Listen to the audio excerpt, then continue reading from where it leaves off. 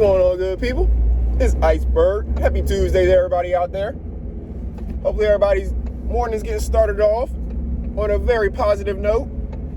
Speaking your positive affirmations to yourself, listening to that positive spoken word and that positive playlist.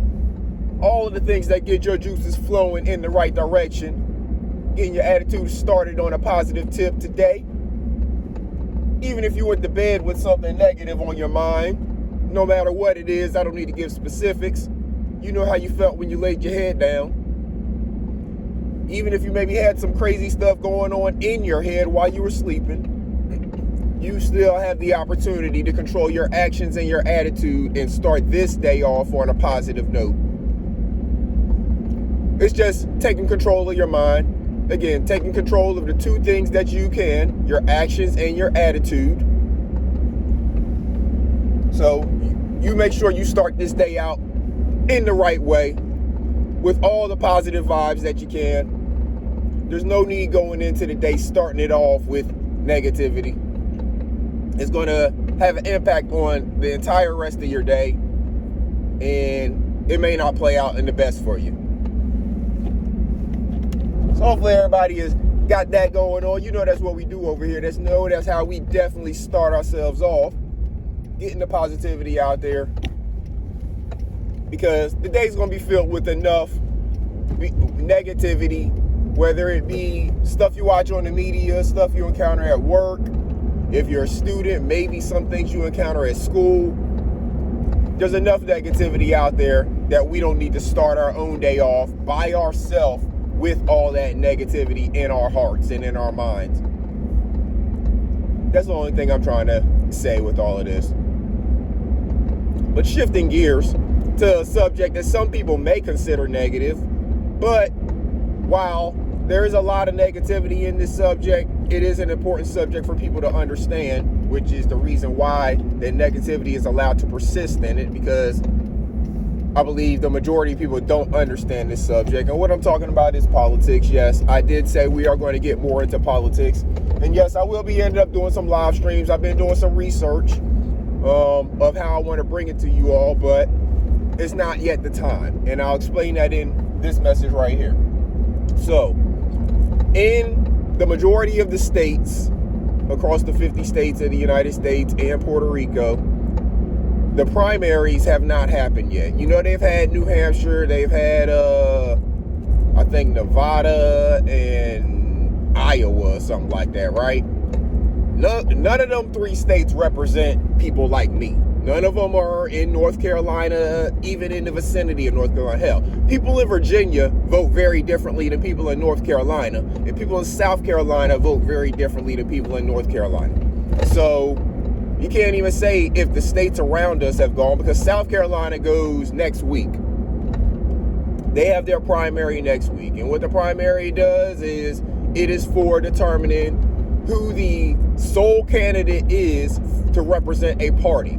So in most states, you have to be affiliated with one of the parties in order to participate in the primary.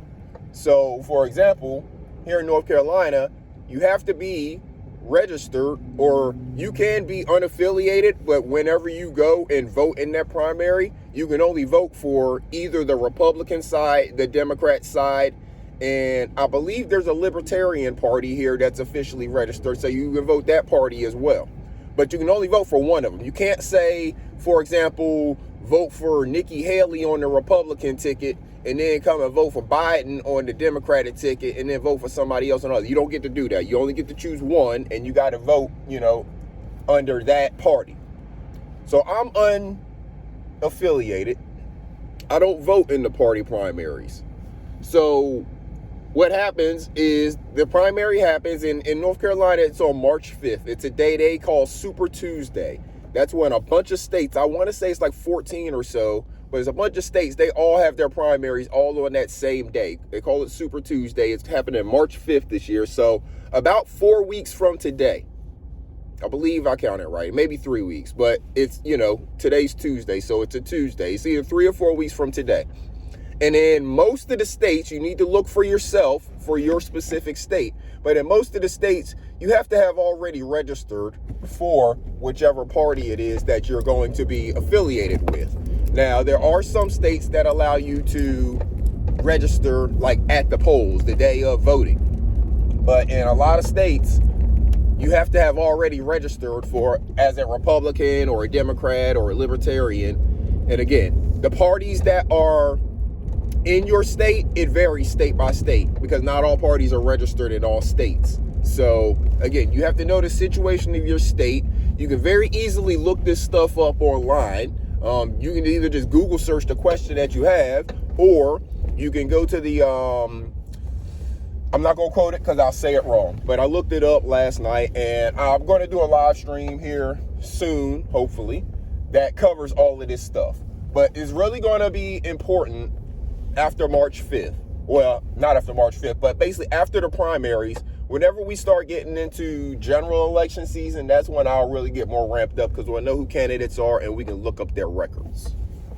So once we know who the candidates are that are going to be representing the different parties in the general election, then we'll be able to put a little more research into what their voting records have been if they're incumbents. I'm not a huge fan of incumbents based on what's been going on and how nothing's been getting done, but we'll get into that later. But we can look into that.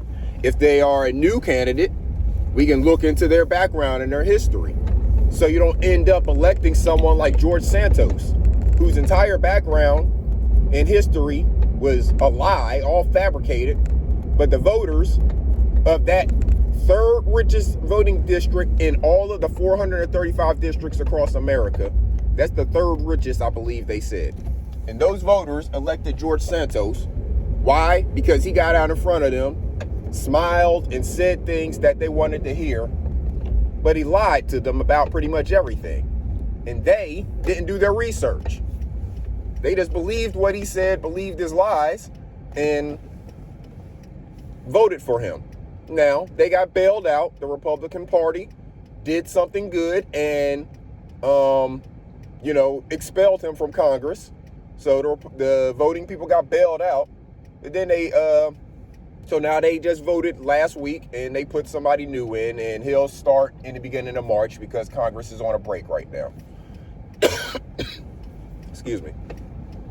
So that's the type of things that we're going to pay attention to. We're going to pay attention to who these candidates are, what their records are as far as voting and other, aspects of life. And we need to make sure that people know who it is they're sending to represent them. When it comes to the people in Congress, your representatives, they're there for 2 years. So you can turn them over pretty quickly if they get in there and they're not doing stuff right. Although, you can tell that people are not paying attention. How does someone, just because you hear a person's name in the news a lot, does not mean that they are doing anything actually of value for you, the constituents. So because you hear Marjorie Taylor Greene a lot, or Lauren Boebert's probably on her way out. But because you hear these names a lot, it does not mean they're getting anything accomplished. It means they make a lot of noise. But the people in their voting districts are not paying attention to the fact that they're not actually getting anything done. The crazy bills that they propose don't get anywhere because they're nonsense, they're craziness. But these people continue to re-elect these people. They should have been out after their first 2 years, but people are not paying attention to the fact that their representative they're sending is not actually getting anything done for them. Their name is not associated or attached to any bills that actually are anything good for you, the constituents. They're worried about investigating Hunter Biden and impeaching Homeland Security Secretary and stuff like that, as opposed to what they're going to do to help the prices in your area, or what they're going to do to bring more infrastructure to your area. All of the different things that you need that are going to impact you. They're not putting any focus on that. All of their focus is on political things that keep their name popular in the media and keep you voting for them, as long as you don't pay attention to the fact that they're just popular in the media. And the only reason they're popular is because they say off-the-wall stuff. So we, the people, have to get more educated with who it is that we're giving our vote away to. And if in one term, whether it's 2 years for a representative, senators were stuck with them for 6 years. You're stuck with them longer than you are the president. But people are sending people in there who have criminal backgrounds or who are not getting anything done with them. And then you're re-electing them to a second term without looking at their record to see what have they done for you. So that's what we're going to research. We're going to study. What have they done for you? If you have a specific area that you live in or specific candidates that you want to dive into, please send them to me. Send them in the comments. You can send them to my email, thoughtsoficeberg@gmail.com.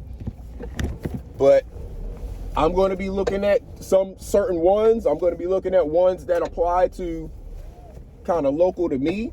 Not necessarily my people, but some of them may be. But yeah, if you have other ones for your state or your district, whether it's your representative, your senator, or whatever, we're not going to be talking about the president stuff so much. The mass media has the president stuff covered. Y'all know who the candidates are.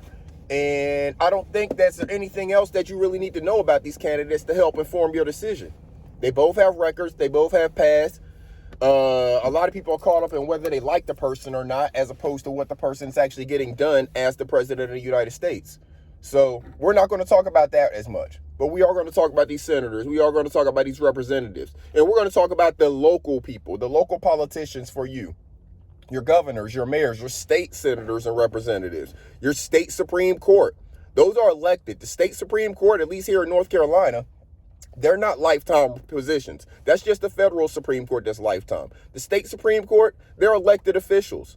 So we need to understand that they have a lot of power in controlling these laws within our state, whether or not gambling is legal or not, whether or not cannabis is legal or not, the different statutes that are put on the different crimes. That state Supreme Court has a lot of power in that, and we, the people, send those people there. So we have to take control of these votes that we are giving away to these people who are asking for them and make sure that they are representing our best will. So I'm going to leave y'all with that, good people. Make sure you go out there and have a wonderful day. Make sure you're educating these babies on the situation that's going on in politics, too. They don't need to dive deep into it yet because they're not allowed to vote. But if they are in their teenage years, before they turn 18, they need to understand the system and the whole process and what their impact is on it, or their lack of impact is on it. All right. So until next time, good people, y'all make sure you take care of yourselves and each other. This is Iceberg. Salute.